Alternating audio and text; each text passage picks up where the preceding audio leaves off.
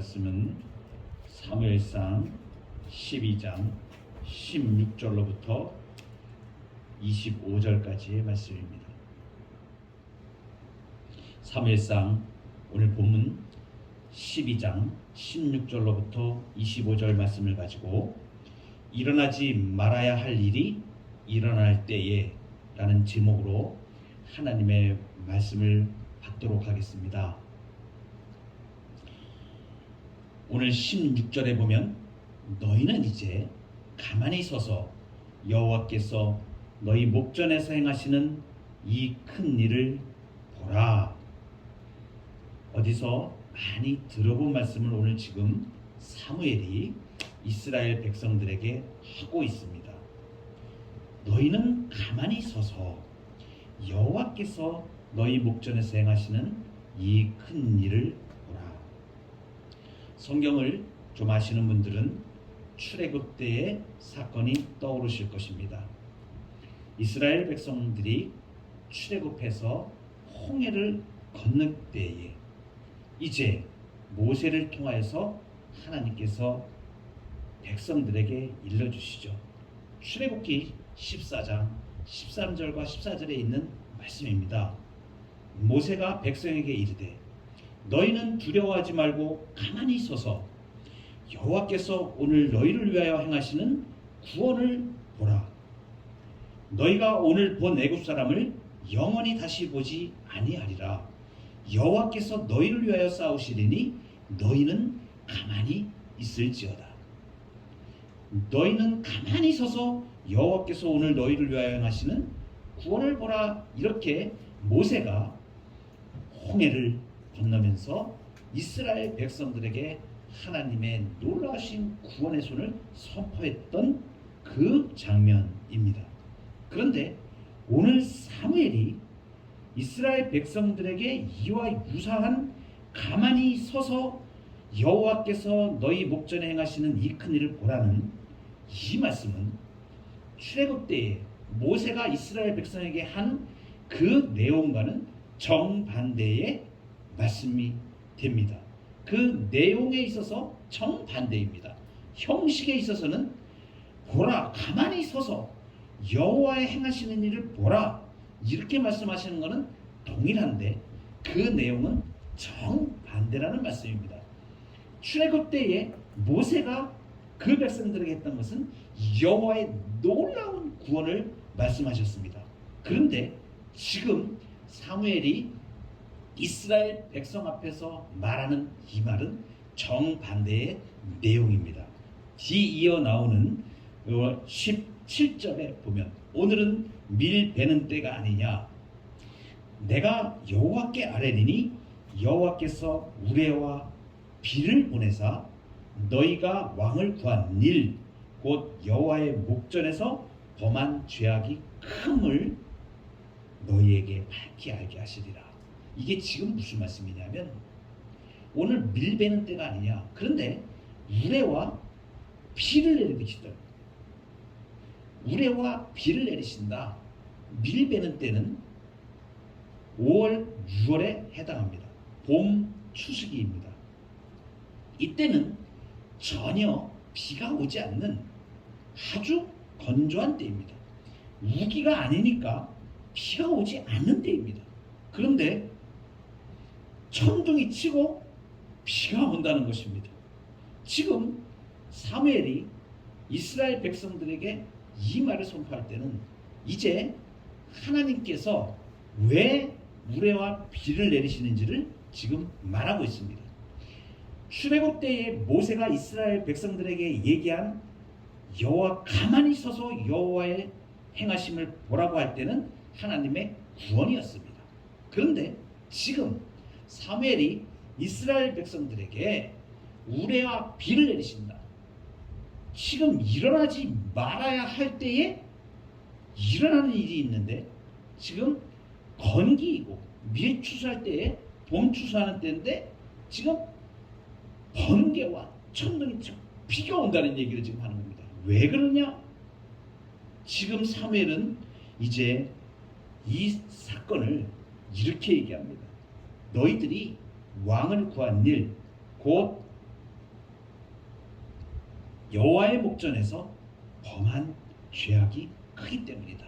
이것을 지금 하나님께서 경고하시며 분노의 표시로 천둥과 비를 내리신다는 것입니다.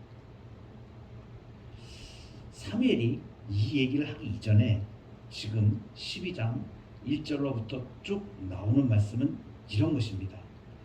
12장 8절에 보면 어떤 얘기를 언급을 하냐면 애굽에서 너희를 인도해낸 그 하나님을 지금 이 백성들에게 기억을 끄집어내고 있습니다. 과거를 지금 회상하면서 끄집어내고 있어요.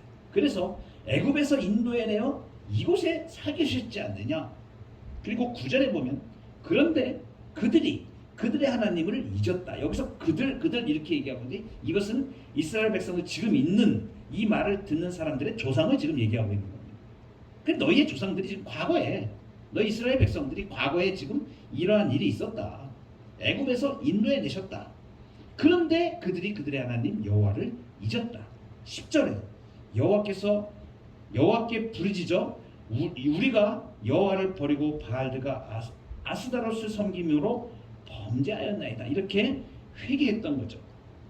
그리고 이제 또 고통을 당하고 아픔을 당하니까 11절에 보면 여호와께서 여룻바알과 베단과 여기서 여룻바알은 기드온을 말합니다. 그러니까 사사들을 얘기하는 거예요. 베단과 입다와 나 사무엘을 보내사 너희를 사방 원수의 손에서 건져내사 너희에게 안전하게 살게 하셨거늘. 그러니까 이제 오늘 현재를 지금 얘기하는 거죠. 과거에 너희 조상들을 애굽에서 이끌어내었는데 그들의 하나님을 잊었고 그래서 하나님께서 고통을 주시니까 나중에 회개하고 다시 또 하나님을 섬기게 됐었고 너희들도 마찬가지로 지금 이렇게 많은 사사들을 보내서 너희들을 구원해 내셨고 블레셋과 암몬과 수없이 많은 그 대적들의 손에서 건져내지 않았느냐. 그렇게 해서 안전하게 살게 하셨는데 12절 여호와께서는 너희의 왕이 되심에도 불구하고 너희가 내게 이르기를 아니라 우리를 다스릴 왕이 있어야 하겠다 하였도다. 이 12절이 지금 결정적으로 하나님이 분노하신 일을 지금 나타내 주고 있습니다. 이것은 무엇을 말하는가? 그래도 그 전에는 너희들이 악한 일을 행하여서 우상을 섬기고 하나님을 배반하고 그랬을지라도 다시 회개하고 하나님께 구하였다는 얘기입니다. 그런데 그때는 하나님께서 다시 용서하시고 너희들을 이방 민족의 손에서 구원해 내셨고 수없이 많이 사사기에 그 일을 계속 반복했다. 그러니까 망해도 다시 여호와께 부르짖었다. 그래서 하나님께서 회복시켜 주셨다. 기드온 때도 그랬고 베단 때도 그랬고 입다 때도 그랬고 사무엘도 지금 그렇게 했다. 이걸 지금 계속 얘기하고 있는. 그런데 지금 너희는 어떡하냐? 이제 하나님께 구하지 않고 이제 완전히 인본주의로 나가고 있다. 지금 이 말을 하는 겁니다. 이 12절이 굉장히 중요한 표현입니다. 이제 이스라엘 역사는 하나님께 구하고 자신들의 망함을 주님 앞에 다시 회개하면서 나아갈 수 있게 하나님을 구하였을 때는 하나님께서 계속 고쳐주시고 몇 번이라도 다시 회복시키시고 망했다 살렸다 망한 자들 또 살려내고 망한 자들 살려내고 그때마다 하나님께 부르짖었는데 지금 오늘 너희는 이제 완전히 하나님을 배반하고 이제 왕만 구하는 인본주의로 철저하게 너희들 지금 가고 있지 이 말을 하고 있는 것입니다. 이것이 지금 아주 중대한 것입니다. 그래서 이것은 지금 무엇에 대한 경고인가? 그것은 하나님의 징계에 쌓이는 것입니다. 성도 여러분, 우리가 인생을 살다 보면 말도 안 되는 일이 일어나는 게 우리의 현실입니다.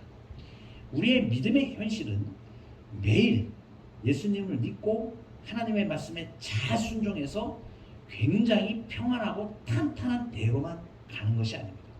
우리가 인생길을 걸어가는 동안에 우리는 신앙과 불신앙을 수없이 왔다 갔다 하면서 그 와중에서 하나님의 말씀을 들었다가도 또 내 마음대로 행하다가도 하나님의 말씀을 거역하다가도 이렇게 수없이 많은 시행착오와 이런 길을 걸어서 결국은 하나님이 인도해 가시는 길로 가게 되는 것이 우리의 인생길에 수없이 많이 반복되어지는 일이라는 것을 분명하게 말해주고 있는 것입니다. 신앙의 선배들도 그랬을 뿐만 아니라 우리가 수요일마다 살펴보고 있는 아브라함 영성을 통해서든지 신앙의 많은 인물들을 통해서 우리가 보면 한결같이 그들의 신앙의 삶이 정말 평안한 삶과 순종하는 삶과 하나님 앞에 나아가는 믿음으로 잘 살다가도 또 세상의 도전 가운데서 영적인 싸움의 전쟁터에서 또 순간적으로 하나님을 놓치고 하나님의 말씀의 법을 순종하지 못하고 인본주의로 인간의 생각대로 자기 마음대로 자기의 교만한 대로 그렇게 삶을 사는 것을 반복하면서 살아간다는 것을 우리에게 말해줍니다. 저는 성경을 읽다가 특히 사사기를 읽으면서 그런 의문이 많이 들었습니다. 이야, 정말 사람이 이렇게 깨닫지 못할까? 사사기를 한 번에 읽으면 앉은 자리에서 30분 아주 좀 찬찬히 읽어도 1시간이면 이걸 다 읽습니다. 그 안에 몇 번이 반복되는지 모릅니다. 똑같은 일이 계속 반복이 됩니다. 정말로 이것은 우매하다 싶을 정도로 정말 인간이 이렇게 이스라엘 백성들이 이렇게 우매한가? 정말 이렇게 우매한가? 계속 반복됩니다.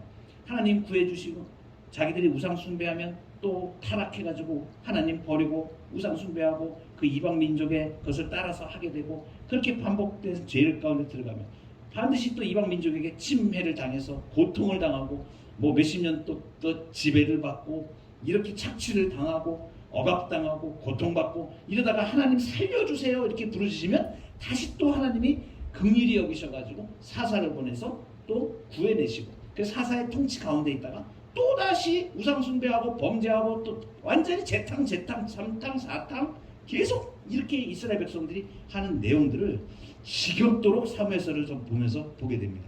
이 사실이 말해주는 것이 뭡니까? 그만큼 지겹도록 교만하고 오만한 사람들이 인생이라는 거예요. 우리가 예수님을 믿는 사람들도 우리가 나 자신을 가만히 보면 정말 하나님 앞에 교만하고 오만함이 순간적으로 반복이 되고 또 어떨 때는 예수님 앞에 정말 나의 죄를 내어놓고 은혜 충만해서 하나님 앞에 나아가는 것 같다가도 어떤 인생의 문제에 딱 봉착을 하고 어떤 문제에 우리를 도전하는 영적인 싸움의 현장에서 싸우다 보면 또 나도 어느새 모르게 인간적인 생각을 하게 되고 내 입술에 불평을 달게 되고 내 생각에 못된 생각을 갖게 되고 인간적으로 정죄하고 판단하고 이런 가운데 수없이 쌓이는 것을 보게 됩니다. 무엇을 말씀하시는가? 지금 하나님께서는 이스라엘 백성들에게 징계의 사인을 보내시는 겁니다. 우리가 인생을 걸어갈 때에 수없이 많은 당하는 일들이 있습니다. 그것은 믿음의 정도와 관계없이 하나님께서 그 백성의 차원을 높이시기 위해서 사용하시는 고난도 있지만 대개의 경우는 하나님께서 징계의 사인으로 주시는 경우가 굉장히 많습니다. 정말 우리의 심령이 그 어떤 사건이 일어날 때에 하나님께서 정말 이건 무엇을 원하시는가 여기에 대해서 정직해져야 됩니다. 사무엘하 7장 14절에 나는 그에게 아버지가 되고 그는 내게 아들이 되리니 그가 만일 죄를 범하면 내가 사람의 매와 인생의 채찍으로 징계하려니와 이렇게 말씀하십니다. 사람의 매와 인생의 채찍은 하나님께서 주의 백성을 다스리시는 징계의 도구들입니다. 그래서 일어나지 말아야 할 일이 일어날 때는 반드시 내가 하나님 앞에 하나님의 징계에 쌓인 것을 간파를 하고 하나님 앞에 정직하게 서는 모습으로 나아가야 되는 것입니다. 사람의 매는 우리가 인생 관계에서 생각지 않은 사람들을 통해서 우리의 마음을 찌르거나 또 정말 말도 안 되는 일로 시비를 걸거나 별의 별일들이 사람을 통해서 일어나 그 사람이 나를 괴롭히고 사람이 어떤 나에게 시비를 걸고 내 마음에 고통을 주고 내 영혼을 짓누르는 어떤 그러한 관계가 되어지고 사람의 관계가 그렇게 어그러지고 막 그럴 때는 분명히 하나님께서 원하시는 부분이 있습니다. 그것은 그 사람에게도 원인이 있을지 모르지만 믿는 사람들은 항상 나에게 내가 하나님 앞에 부족한 것이 무엇인가, 내가 내 욕심으로 행한 것이 무엇인가, 이러한 부분들을 하나님 앞에 점검하는 시간으로 가져야 됩니다. 인생의 채찍으로 징계하신다 사건들을 말합니다. 우리가 살아가는데 갑자기 어떤 일들이 탁 일어나요. 일어나지 말아야 할 일인데 갑자기 일어나는 일들이 있습니다. 생각지 않은 일들이 일어나요. 그리고 우리는 그렇게 생각을 하죠. 불행한 일이, 좀 안 좋은 일이 우리는 좀 안 일어났으면 좋겠는데 그런 일들이 비일비재하게 일어납니다.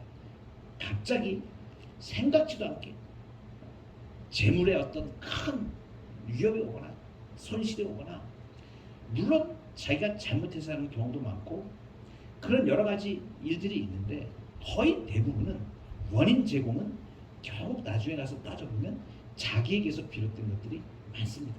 자기의 욕심으로 그 일을 이루었든가, 아니면 다른 것 생각하지 않고 교만함으로 자기의 지식을 믿고 판단해서 했든가. 이게 무엇을 말하느냐?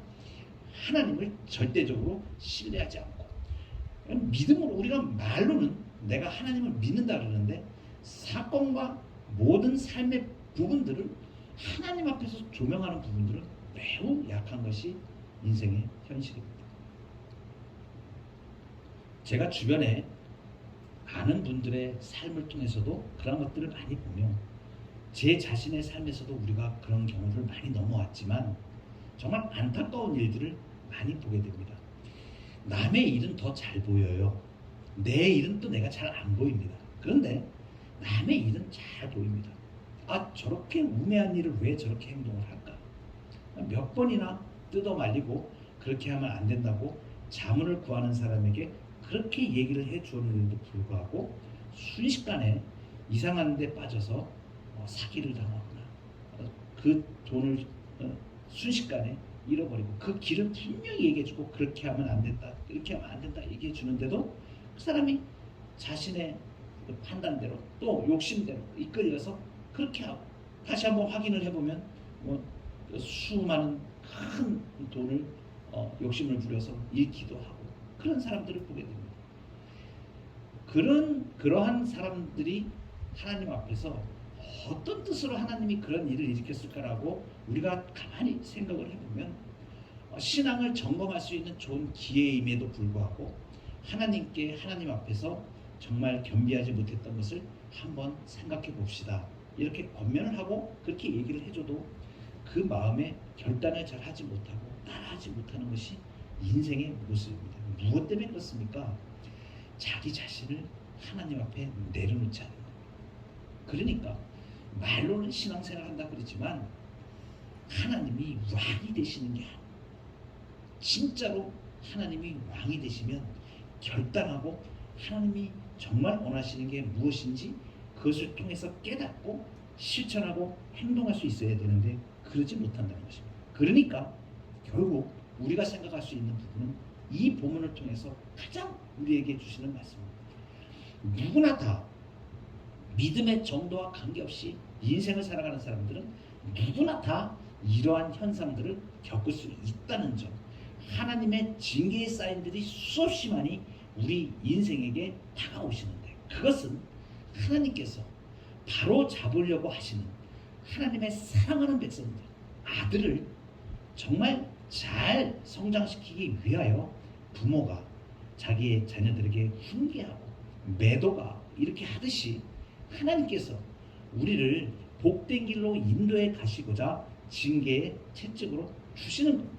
그래서 사람의 매와 인생의 채찍으로 우리를 다스리실 때 결국은 신앙은 어떤 싸움인가? 결국 신앙은 내가 죄를 깨닫고 하나님 앞에 고백하며 나아갈 수 있는 것. 지금 19절에 보면 이스라엘 백성들이 참으로 다행스러운 고백을 합니다. 당신의 하나님 여호와께 기도하여 우리가 죽지 않게 하소서. 우리가 우리의 모든 죄에 왕을 구하는 악을 더하였나이다. 인정하는 것. 맞습니다. 하나님께서 징계 채찍을 딱 주실 때에 그렇습니다. 하나님, 내가 오만했습니다. 주님, 내가 인간적인 부분으로만 생각했습니다. 주님, 내가 내 욕심만 앞세웠습니다. 주님, 내가 내 이익만 생각해요. 내가 잘한 것만 따져서 이거 생각하기 바빴습니다. 이렇게 하나님 앞에 먼저 나를 내어놓는 것, 하나님 앞에 내가 가난한 심령이 되어서 하나님의 긍휼과 자비를 구하는 심령으로 엎드리는 것, 잘 생각이 안 날 수도 있습니다. 깨닫지 못할 수도 있습니다. 그런데 곰곰이 그 문제 앞에서 하나님 왜 이러시죠? 하나님 이게 무슨 뜻이죠? 하나님 어떨 때는 정말 이 사람의 매와 인생의 채찍이 그래도 가벼울 때는 그래도 빨리 깨닫고 그 가운데서 해결해 나가면 믿음의 좋은 방편이 되어져서 역전할 수 있는 기회가 되어지는데, 정말 인생에 아주 험한 심각한 매를 맞는 사람들도 많이, 그래도 그 사람은 행복합니다. 왜냐하면 하나님께서 붙잡으셨기 때문에 그래도 그 심각한 매를 때려서라도 정신 차리게 만드시는 것입니다. 인생에서 굴곡이 많이 있을 상황들을 바라보면 결국은 그 수렁과 그 고통의 시간들에서 하나님께서 나를 건져내시고 구해내신 사건은 결국은 뒤에 와서 돌아보면 하나님께서 나를 완전하게 만들어 가시고 나를 거룩한 자로 만들어 가시기 위한 하나님의 놀라운 섭리였다는 것을 결국은 증명받고야 말아집니다.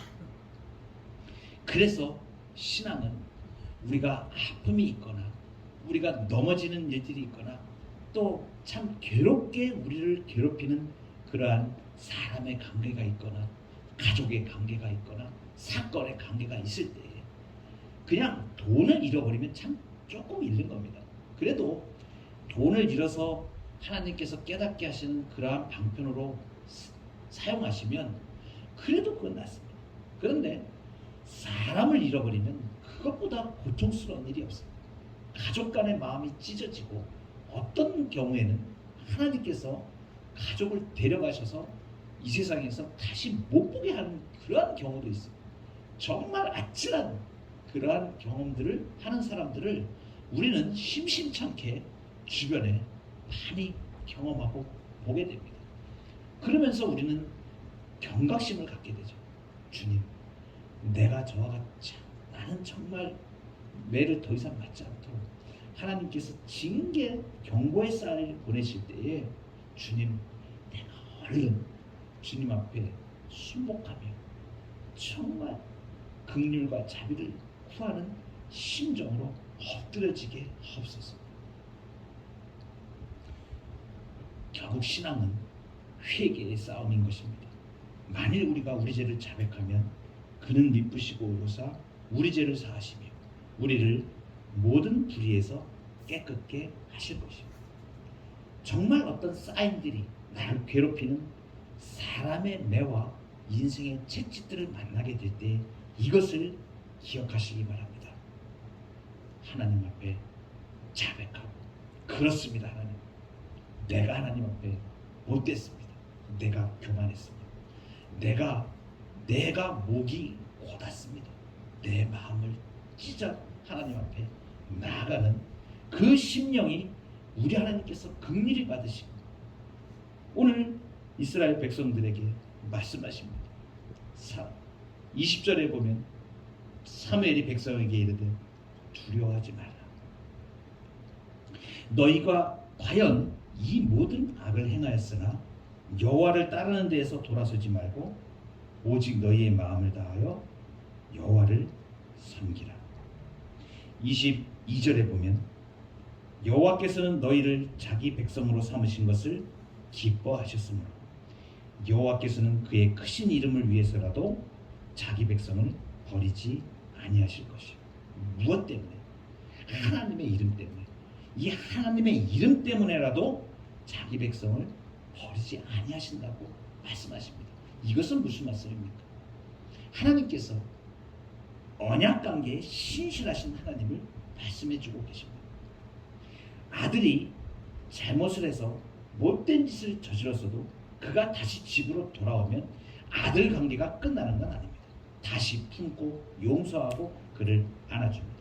그래서 언약 관계는 하나님과 그의 백성이 자녀가 되기 때문에, 그래서 정말 놀라운 일을 우리에게 행하시는데, 회개하고 하나님께 긍휼과 자비로 나아가는 자에게 하나님께서 그 징계의 채찍을 거두시고 분노를 거두시고 선하고 의로운 길을 너희에게 가르치시겠다. 23절. 선하고 의로운 길을 너희에게 가르치시다. 할렐루야. 우리가 우리의 지각으로 알지 못하는 것, 우리가 우리의 지혜로 깨닫지 못하는 것을 성령께서 밝히 알려서 이제 선하고 의로운 길을 너희에게 가르쳐 주시겠다. 하나님은 바로 이런 분입니다. 자상한 아버지와 엄마, 자상한 부모, 인격적인 부모가 그의 아들에게, 그의 자녀에게 참으로 선하고 의로운 길을 인내하면서 가르치고 징계하면서 가르치고, 결국에는 그 아이들이 훌륭한 인격자들로 나아갈 수 있도록 가르치며 훈계하는 것과 마찬가지로 하나님께서는 언약 백성들을 이제 그 징계 가운데서도 주님께서 붙드시고 선하고 의로운 길을 가르쳐 주십니다. 여러분, 두 가지의 사건이 오늘 나왔습니다. 출애굽 때에 가만히 서서 너희는 여호와의 구원하심을 보라. 이 말씀은 내용적으로 지금 오늘 사무엘이 이스라엘 백성들에게 여호와께서 우레와 비를 내리시는 정반대의 상황을 너희는 이제 가만히 서서 여호와께서 너희 목전에 행하시는 이 큰 일을 보라, 이렇게 굉장히 하나님의 분노가 표현되지만, 우리 신자들에게는 하나님 앞에 우리가 죄악을 범하였나이다, 나의 죄를 고백하고 하나님의 은혜를 구하며 나아갈 때에 그 사건은 다시 출애굽 때의 구원처럼 너희는 가만히 서서 이제 여호와께서 오늘 너희를 위하여 행하시는 구원을 보라는, 우리의 생명을 구해내시고 이끌어가시는 진정한 승리의 길, 선하고 의로운 길로 인도하시는 하나님의 구원을 보는 기회가 될 것입니다. 저와 여러분이 일어나지 말아야 할 일이 일어날 때에 하나님 앞에 모든 것을 맡기고 인본주의에서 돌아서고 오만함에서 돌아서고 교만함에서 돌아서서 하나님의 그 크신 구원을 보는 저와 여러분 되기를 주의 이름으로 축복합니다. 기도하시겠습니다.